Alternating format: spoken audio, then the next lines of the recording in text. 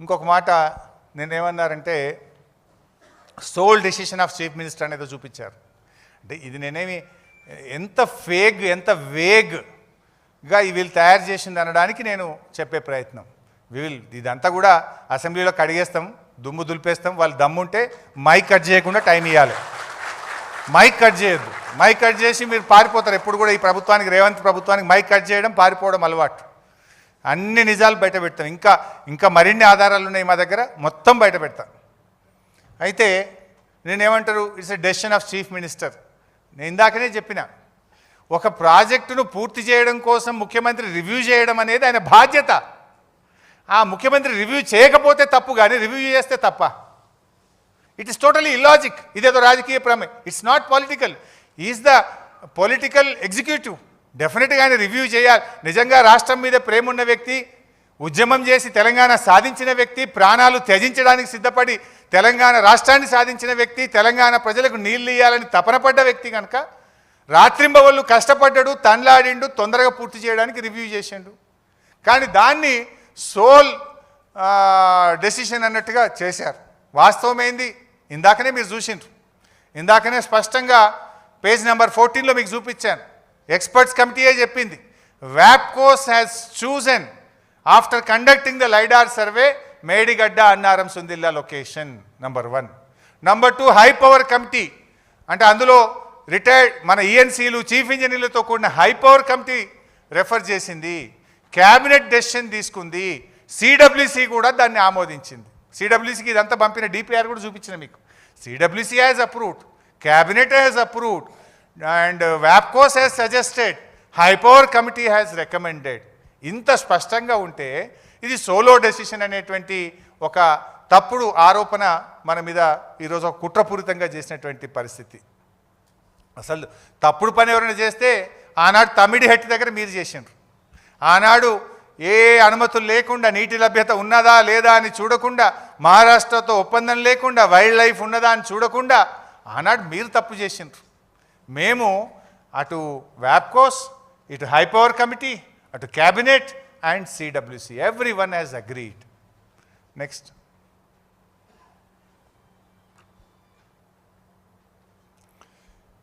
ఇందాక నేను వ్యాప్కోస్ సంగతి చెప్తూ వచ్చినా కదా, క్యాబినెట్ అప్రూవల్ గురించి.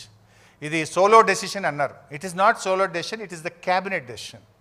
ఇది చూడండి మీరు, ఇది క్యాబినెట్ ఎజెండా నోట్స్. యాక్చువల్గా ఇంకా నా దగ్గర ఆ రోజు మేము ఇట్లా చేస్తారు వీళ్ళని తెలియదు కదా, ఇంకా చాలా కాయిదాలతో నేను లెటర్ పెట్టిన చీఫ్ సెక్రటరీకి, నాకు హోల్ క్యాబినెట్ మినిట్స్ కావాలి, క్యాబినెట్ ఎజెండా కావాలంటే దే ఆర్ నాట్ గివింగ్. ఇంకా చాలా ఆధారాలు ఉన్నాయి. అప్పుడు గీళ్ళు గిట్లా కమిషన్లు వేస్తారు, కోడిగుడ్డు మీద ఈకలు బీక్తారు, బురద జల్తారు అనుకుంటే అన్నీ పెట్టుకుంది ఉంటాయి. బట్ నా దగ్గర ఉన్న డాక్యుమెంట్స్లోనే ఈరోజు మీకు చూపించే ప్రయత్నం చేస్తున్నా. ఇది క్యాబినెట్ డెసిషన్ ఆన్ 14 జూన్ 2016. ఇది ఎవరెవరు మినిస్టర్లు ఆ రోజు హాజరైనరు, ఎన్ని గంటలకు, 12 గంటలకు అయింది. 3 June 2016 in the council hall, secretariat, KCR గారి నాయకత్వంలో హాజరైన మంత్రులు. Ratification of the action of the department in having entrusted certain works on nomination basis to WAPCOS. WAPCOS అనేటువంటి సంస్థకు సర్వే చేసి తమ్మిడిహట్టికి ప్రత్యామ్నాయంగా నీళ్లు ఎక్కడున్నాయి, ఎక్కడి నుంచి తీసుకోవచ్చు అని వాళ్ళకే ఇచ్చాం. అది కూడా వాళ్ళకే ఎందుకు ఇచ్చినామంటే, అప్పుడు ప్రాణహిత చేవెళ్ళక కూడా నాటి కాంగ్రెస్ ప్రభుత్వం వ్యాప్కోస్కే ఇచ్చింది. వ్యాప్కోస్ ఈజ్ ఎ కేంద్ర ప్రభుత్వ సంస్థ. It's a government of India organisation. So ఆనాడు కాళేశ్వరం మీద 7 లింకులను కూడా వ్యాప్కోసే చేసింది కనుక, ఇప్పుడు మార్చాల్సింది ఒక లింకే కనుక, వాళ్లకు ప్రాజెక్టు మీద పూర్తి అవగాహన ఉంది కనుక, ఆ కాంగ్రెస్ ఇచ్చినటువంటి కేంద్ర ప్రభుత్వ సంస్థ వ్యాప్కోస్కే క్యాబినెట్ నిర్ణయం ద్వారా రాష్ట్ర ప్రభుత్వం వారికి ఇచ్చింది. మీరు ఏం మాట్లాడతారు? ఇది సోలో డిసిషన్, దీనికి క్యాబినెట్ నిర్ణయం లేదు.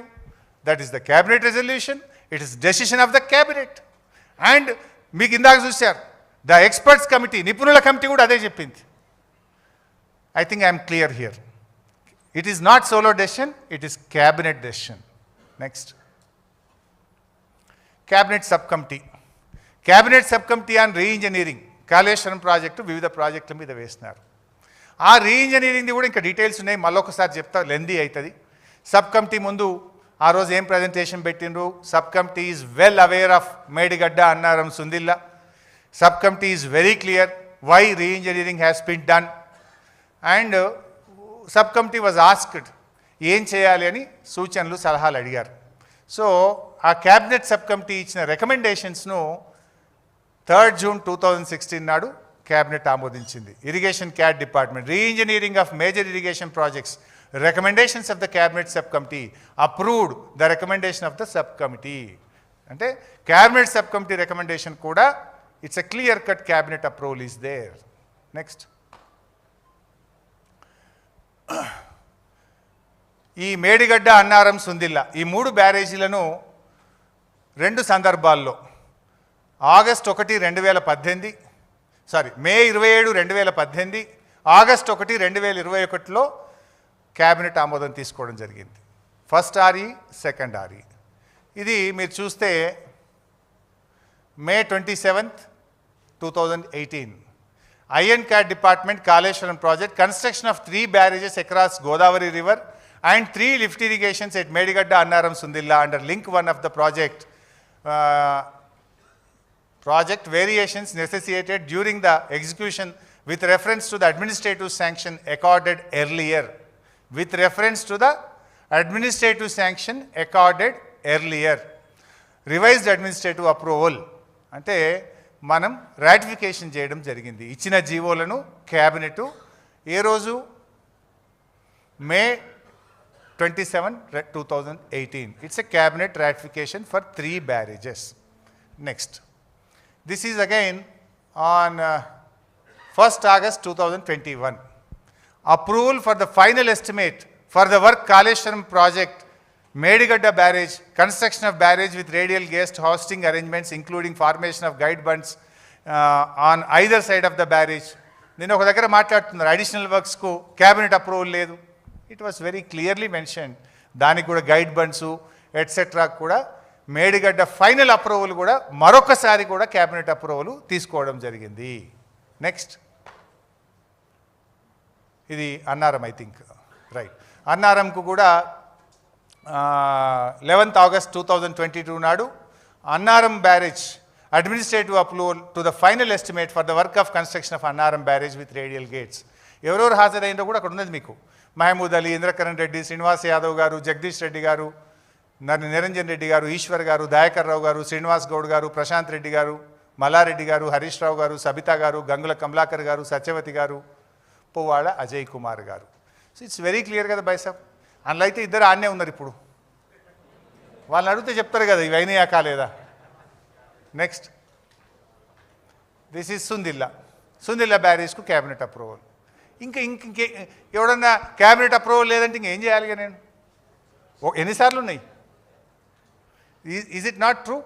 ఇంకా యాక్చువల్గా నా దగ్గర ఇదే ఉంది. దీని నోట్ ఉంటుంది, క్యాబినెట్ నోట్. అది అడిగినా నేను యాక్చువల్ ఆ నోట్లో ఇంకా డీటెయిల్గా ఉంటుంది. ఒక్కొక్క నోట్లో 20, 30 పేజీలు, 50 పేజీలు, 100 పేజీల నోట్ క్యాబినెట్లో పెట్టేవాళ్ళం. ఆ రోజు డిస్కస్ చేసేవాళ్ళం. గంటల కొద్ది కేసీఆర్ గారు డిస్కస్ చేసేవారు, అప్రైజ్ చేసేవారు అందరికీ. కేసీఆర్ గారు, మా సెక్రటరీ గారు చెప్పేవారు. అంటే ఆ నోటు కావాలని నేను అడిగితే ఇస్తలేదు గవర్నమెంట్. ఇంకా డీటెయిల్గా ఉంటుంది అందులో. క్యాబినెట్లో ఏమేమి పెట్టిన నోట్లా, ఏమేమి డిస్కస్ చేసిందో కూడా that was very very clearly discussed. Next, sir ఇప్పటిదాకా క్యాబినెట్ అప్రూవల్స్ చూశారు. ఇంకా చాలా ఉన్నాయి. నా దగ్గర అందుబాటులో ఉన్న క్యాబినెట్ అప్రూవల్సే మీకు చూపించాను ఇప్పుడు. ఇది one more thing, the other side of the approvals. ఇది కూడా మీకు కూడా తెలిస్తే మంచిది. క్యాబినెట్ అప్రూవలే కాదు, అసెంబ్లీ అప్రూవల్స్ కూడా ఉన్నాయి. Assembly approval is more powerful than the cabinet approval. More powerful than the cabinet approval. So governor గారి ప్రసంగం 10th March 2016 నరసింహన్ గారు, గవర్నర్ గారు అసెంబ్లీలో ఉభయ సభలను ఉద్దేశించి మాట్లాడిన ప్రసంగం. అయితే మీకు ఒక ఐడియా ఉండాలి. గవర్నర్ ప్రసంగం ఎవరు తయారు చేస్తారు? ప్రభుత్వం, cabinet. It is approved by cabinet. అంటే గవర్నర్ ప్రసంగానికి కూడా క్యాబినెట్ అప్రూవల్ ఉందంటే గవర్నర్ ప్రసంగంలో మెన్షన్ చేయబడిన కాళేశ్వరంకు కూడా క్యాబినెట్ అప్రూవల్ ఉన్నట్టే కదా ఒకటి. And it is approved by governor. ఆ ప్రసంగాన్ని గవర్నర్ గారు అప్రూవ్ చేసే కదా ఆయన వచ్చి చదివేది. It is approved by cabinet, approved by governor, approved by assembly. So ప్రాజెక్టులు సరళీకృతం చేయడానికి కీలకంగా సమీక్షించి అవసరమైన చోట తిరిగి డిజైన్ చేయడం జరిగింది. అంబేద్కర్ ప్రాజెక్ట్, కాళేశ్వరం ప్రాజెక్ట్ అని దాని గురించి ఆయన స్పష్టంగా తన గవర్నర్ ప్రసంగంలో కూడా చెప్పారు. Next, this is finance minister Rajender గారి ప్రసంగం. మీకు కూడా తెలియాలి, ఫైనాన్స్ మినిస్టర్ బడ్జెట్ ఎవరు అప్రూవ్ చేస్తారు? క్యాబినెట్ అప్రూవ్ చేస్తుంది. క్యాబినెట్ అప్రూవ్ చేసిన తర్వాత ఏడికి పోతుంది? అది గవర్నర్ దగ్గరికి పోయి గవర్నర్ సంతకంతోనే ఆర్థిక మంత్రి బడ్జెట్ను అసెంబ్లీలో ప్రవేశపెడతాడు.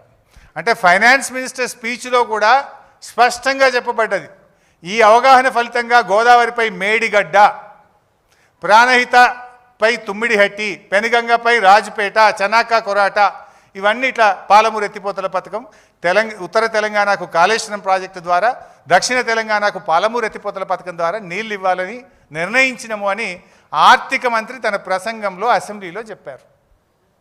ఆర్థిక మంత్రి ప్రసంగం approved by cabinet, approved by governor. ఇంతకంటే క్లియర్ ఏం కావాలి? This is very clear. Next, KCR గారు ప్రజెంటేషన్ ఇచ్చిండ్రు. వీళ్ళు ఏం మాట్లాడతారు? లేలే ఒక్కడే నిర్ణయం తీసుకున్నాడు, సోలో నిర్ణయం తీసుకున్నాడు హరీష్ రావు లేకపోతే కేసీఆర్ గారు అని మాట్లాడుతున్నారు. కేసీఆర్ ఎంత ఫెయిర్గా ఉన్నాడంటే ప్రభుత్వం చేస్తున్న కార్యక్రమాలను శాసనసభకు వివరించిండు. It is first time in the history of the state. I think రాష్ట్రంలో దేశంలోనే ఫస్ట్ ఒక ముఖ్యమంత్రి పవర్ పాయింట్ ప్రజెంటేషన్ పెట్టి ఈ రాష్ట్రంలో జరుగుతున్న అభివృద్ధి కార్యక్రమాలను శాసనసభకు వివరించిన ముఖ్యమంత్రి ఈ భారతదేశంలో ఎవరు ఉన్నారంటే దట్ ఈస్ ఓన్లీ కేసీఆర్.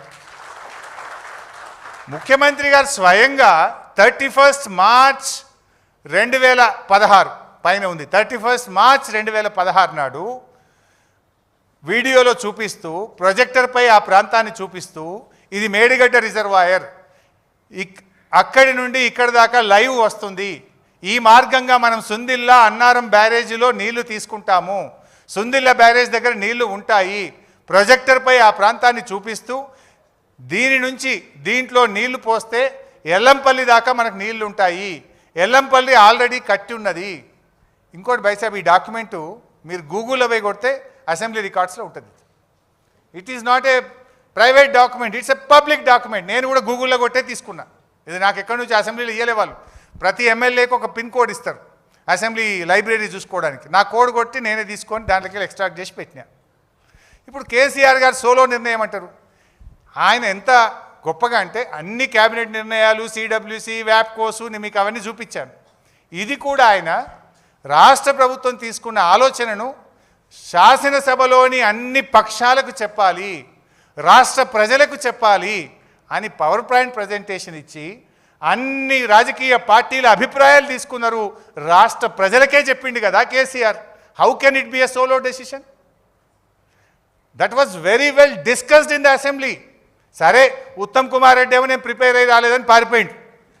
కానీ మిగతా బీజేపీ వాళ్ళు, సిపిఐ వాళ్ళు, ఇతర పార్టీలు అన్నీ అయితే పాల్గొన్నారు కదా. ఎంఐఎం అన్ని పార్టీలు పాల్గొన్నాయి, తమ తమ సూచనలు ఇచ్చారు, కేసీఆర్ గారిని అభినందించారు, మంచి నిర్ణయం తీసుకున్నారని చెప్పిండ్రు.